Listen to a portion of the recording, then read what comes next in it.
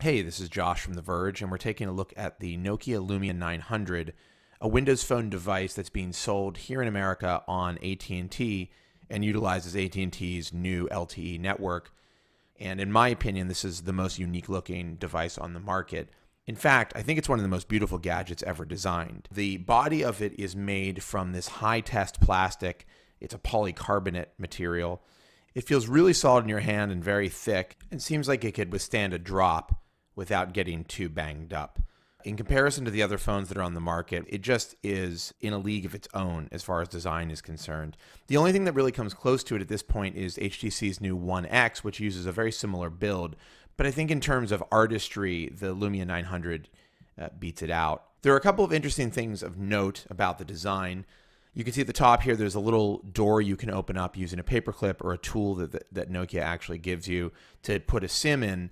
I had a little trouble with popping this up and then putting it back down. It eventually goes flush with the device, but it feels like it's never quite in there perfectly. I'm probably nitpicking, but it's something I noticed.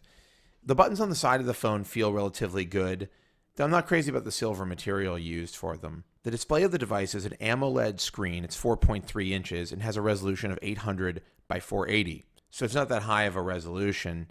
It utilizes a technology that Nokia calls clear black. They've been using this for a little while on their devices, and it's not really notable except for the fact that it's a little bit less reflective than other displays out there.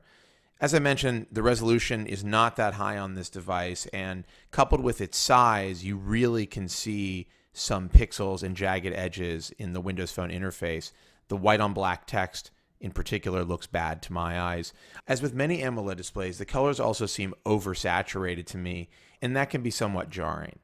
On the back of the phone, there's an 8 megapixel camera with Carl Zeiss optics and a dual LED flash. I had pretty mixed results with this camera. It takes a decent photo in terms of focus and image quality, but I felt colors seemed really washed out. And there was also this annoying pink spot that I've seen on other phones. I don't know why it's there. It's clearly an issue with the sensor, and it was a little bit depressing to discover. Performance on the phone was perfectly in line, if not better, than every other Windows Phone device I've used. The performance was snappy. Getting into and out of apps was easy, and I saw no hiccups, no stuttering. Web pages loaded relatively quickly. It feels like a very fast device. It's only when you start digging a little bit deeper into Windows Phone that problems arise.